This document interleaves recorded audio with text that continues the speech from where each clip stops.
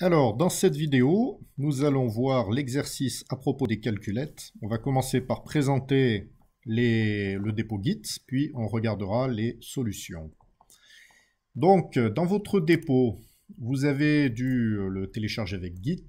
Vous l'ouvrez avec VS Code ou votre éditeur préféré. On commence avec le fichier index.html.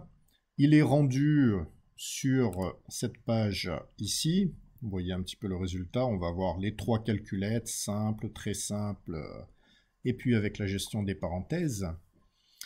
Et donc on regarde un petit peu comment le code est structuré. Dans le fichier index, comme pour l'exercice précédent à propos de script, de CSV, pardon, vous avez une balise script qui fait un lien vers le fichier main.ts.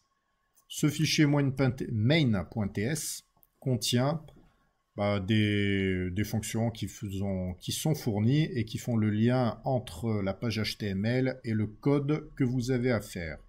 Ce code, il est fourni, il est dans trois fichiers, calculette simple, calculette priorité et calculette parenthèse. Ce sont les trois fichiers qu'il y a ici. Nous, on va commencer par faire la calculette simple. Donc, vous avez dû voir qu'il y a des indications pour faire la calculette simple. On vous donne une fonction qui va être utilisée, qu'il faut implémenter, c'est compute simple, qui prend en paramètre une chaîne de caractères, qui va contenir par exemple le caractère 3 plus 2, et qui doit envoyer un nombre par rapport à ça. Donc on va travailler là-dessus.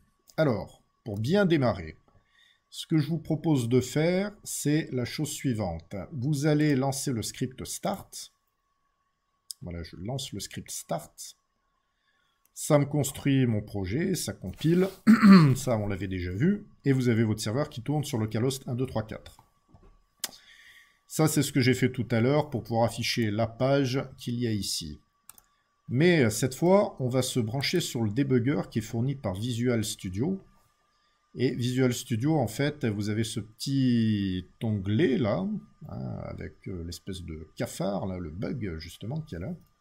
Et vous pouvez cliquer sur Start Debugging ici, avec l'option Launch Chrome Against Localhost, qui est un petit script que je vous fournis, et qui va vous permettre en fait de démarrer le navigateur, et ce navigateur va être branché avec le debugger qui est fourni par Chrome et par Visual Studio. Alors ça va être très pratique puisque ça va nous permettre de mettre des points d'arrêt.